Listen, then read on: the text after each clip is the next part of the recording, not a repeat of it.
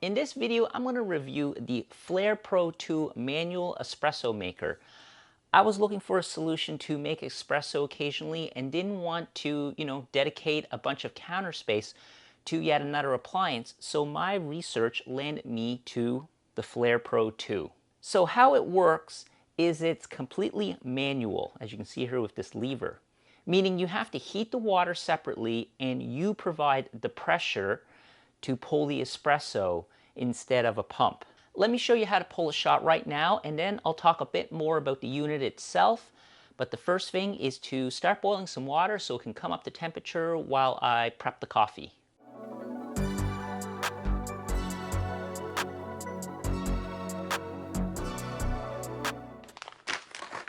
This here is a budget coffee grinder, the Normcore, I believe it's the V1, that is capable to grind fine enough for espresso, but it doesn't have much adjustability to dial in your shot. For espresso on this unit, I have it set to an 8. Is I'm going to weigh out some coffee beans, and I'm going to do 16 grams. Now there are far better videos out there on how to make espresso. Give my beans a quick spritz of water. It was quite a bit of water because it is very dry here. It's winter. That prevents the static and it makes it a lot easier to get the coffee out of the grinder afterwards. Incidentally, I 3D printed some parts for this grinder.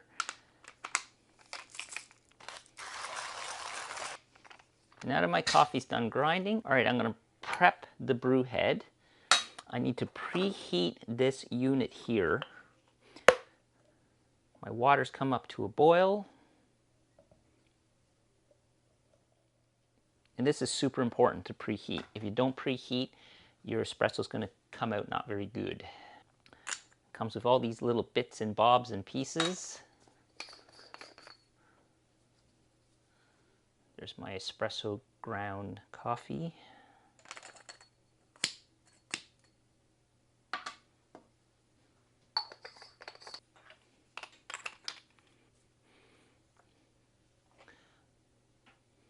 I have this WD tool that is awesome for breaking up any big clumps, leveling it out. Then I take my tamper that came with the Flair Pro 2 kit and I just compact it slightly. Remove the dosing ring.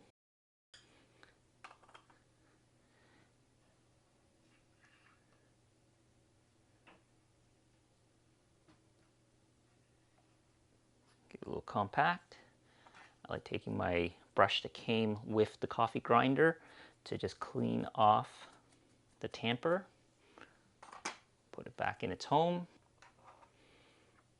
Now I have my puck prepped. I take the screen, I put it on top, load it into the unit, take my scale, put it underneath. Incidentally, this is a jeweler scale. My little cute espresso cup that goes underneath. And sometimes I like preheating this twice, but I'm just going to do it for once right now. And then I'm going to dump out the water.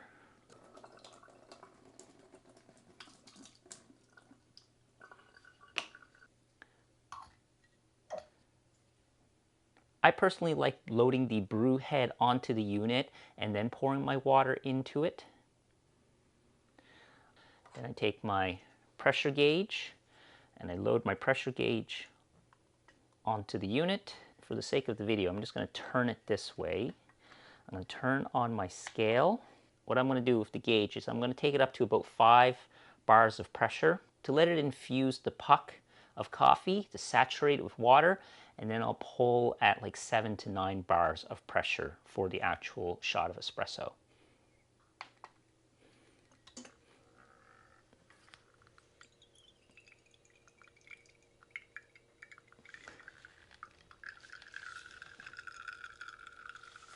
It's a little harder because I'm trying to show you on camera here, but I'm pulling about 7 bars right now.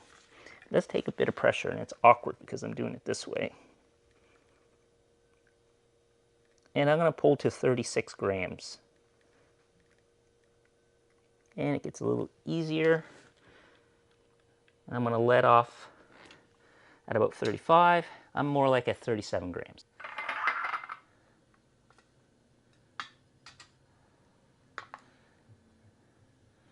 There is my cup of espresso. It's got a nice crema on it. This coffee's fresher, so it's got a good amount of CO2. But yeah, that pulled in about the right amount of time, and it's within the right range. It looks right, and like I said, nice crema. Should stir it. Let's see what it tastes like.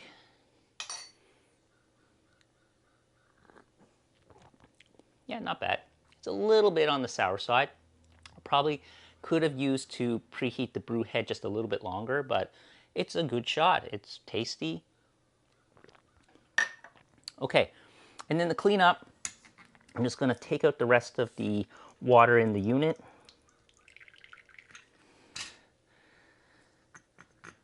I'm going to remove the pressure gauge. I like to give it a rinse. It is very hot at this point, so I grab it by the silicone sleeve. And what I like to do is take out the puck plate, rinse it. Typically I'll dry it off and then I'll put it back into its slot over here, but I'll just lay it here for now. And then I'll take my puck and I'll just knock it out into, in my case, the green bin. Anyways, I did that over there. So that knocked out really easily. Rinse it out, give it a quick wipe, put it back in its home. I give the brew head a quick rinse of water, and then if it's cool enough, what I do is then I just reset it and push it back out. If it's too hot, what you can do is you can take the included dosing cup and use it to push the piston back up and reset it. I personally don't like using this for dosing because it's hard to get an even spritz of water on the beans, but it is good for pushing the piston back and put everything back in place. Incidentally, this here is a 3D printed part that I can use to knock out the puck. So you can give it a good tap on something if you don't have a knock box close by, but that was kind of handy. And then I put my brew head back on, and it is ready for storage.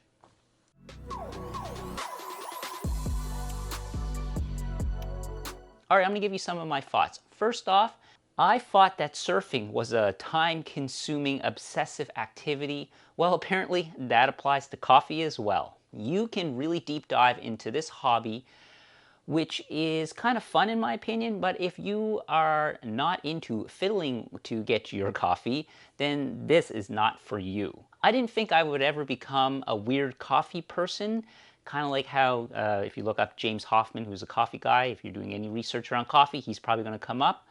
But yeah, so here I am. All right, the Flair Pro 2 makes excellent espresso once you get the hang of it. The workflow is easy once you do it a few times and you develop your own workflow. You just saw my workflow. Personally, I 3D printed a holder to keep all of the bits and pieces of the unit in one place. There are a lot of little tiny pieces. Plus, I also made my own WDT tool that I found really helps even out the dose before tamping, and that is, you can 3D print that as well. For me, I wanted to make espresso to make like milky coffee drinks. You know, I like an espresso shot here and there, but it's not the primary way that I'll be drinking my espresso. I'm going to use it to make drinks. So to reproduce cafe quality espresso at home can take really expensive machines. Like if you go look at some of those machines, they can get up really pricey, but you can get decent ones for a couple $100 as well that are capable of providing the pressures needed to pull good espresso shots. But the Flair Pro 2 can do it with no problems at all. Now dialing in an espresso with a bottomless portafilter like this one here was really easy, as I could see if I was having issues with channeling, which for my first few shots I totally had that issue because my grind size was off or I compacted the dose a bit too much. Flair does make cheaper models that don't have as many features or accessories included, but like the pressure gauge. But honestly, I think it's good to be able to monitor the pressure with the included gauge. I believe their cheaper models allow you to upgrade to the pressure gauge, but it's easier and cheaper to upfront and buy it as a kit right from the get-go. I did research the other ones and I landed on the Pro 2 as being the best, I suppose, value. Something that is not mentioned in all of the reviews, because I watched a bunch of reviews before buying this, is you must get a good burr grinder if you plan on making good espresso. It's hard to dial in pulling a shot with a less than consistent coffee grind. The grinder has to have enough granularity between each of the settings, or else the shot will pull either too quickly, resulting in a weak under extracted shot, or pulling a super over extracted shot that's going to be bitter. So plan on spending a bit of coin on a good grinder. This here, the Normcore V1 grinder I have here is like okay, it's adequate, and I have it set to, as I mentioned before, to the setting of 8. But if I grind on either like the setting 7 or 9, the espresso shot doesn't come out good at all. Now, I do have a 1Z Espresso, I think that's how you call that company, the JK Pro grinder on order. It was back ordered everywhere, so I wasn't able to get it anytime soon. I had to order it directly actually from the manufacturer, it seems, or at least from their website. That grinder does have far more granularity, although it is a bit pricier than, say, something like this Normcore here, or even the Normcore V2. But in my opinion, like a good grinder is a must-have. Like you just have to have it. If you're going to spend any money besides this on the unit itself, get a good grinder, or else you're not going to have a great time trying to pull espresso shots.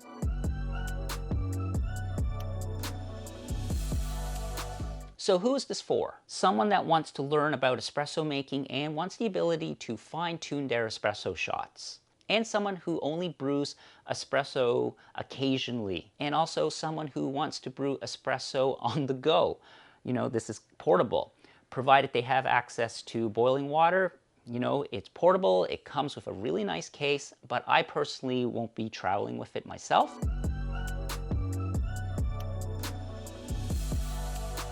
So who is this not for? Well, someone who wants a fast espresso shot. This is not fast. It'll take a few minutes to prep, pull the shot, and clean up, so there's a bunch of work that goes into it. Also, it's not for someone who doesn't want to fiddle with their coffee or espresso. Plain and simple.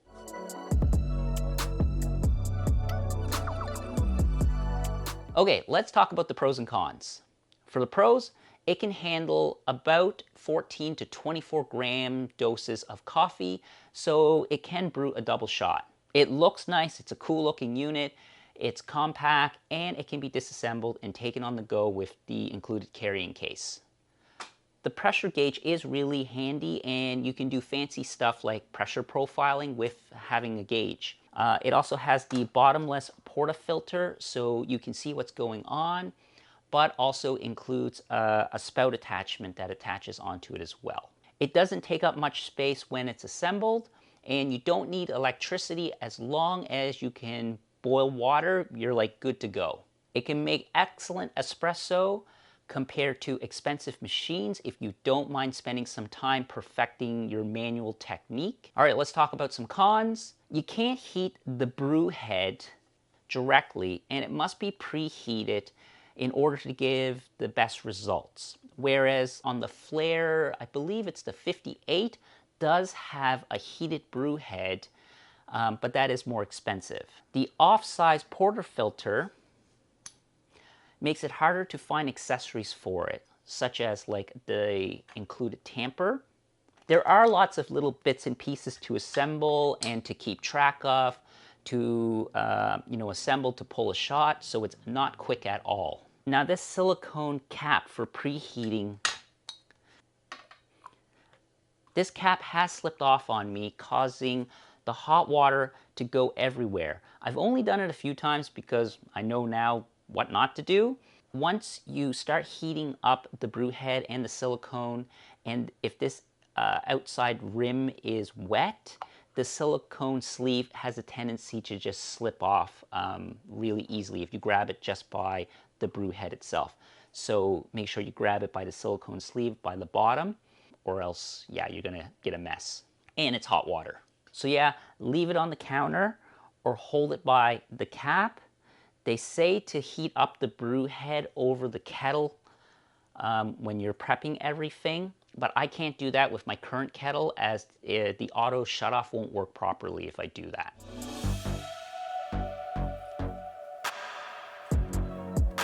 If you decide to buy the Flair Pro 2, here are a few other things that you should get, because to get the best experience, you will need to spend a bit more money besides just buying the unit. A digital scale with timer, so you can accurately measure the coffee and the espresso shot. The timer is so you can see how long it takes you to pull a shot. It gives you an idea if you are in the correct range, and it helps you dial in your technique. These are really inexpensive, and this is like a jeweler scale, must have. Also, as I mentioned before, a good grinder is a must have. This is a budget one. I do have a better one coming, but I am making this work, and I've pulled some really great shots with this. A variable temperature gooseneck kettle, if you really want to dial in your shots, depending on the roast that you use. And the gooseneck kettle also makes it easier to pour into directly to the brew head. And they also look really cool. You may want to make foamy milk drinks, so you'll need to find a way to also make the foamy milk separately, because this unit doesn't do that. So you need something like this, or one of those little wands,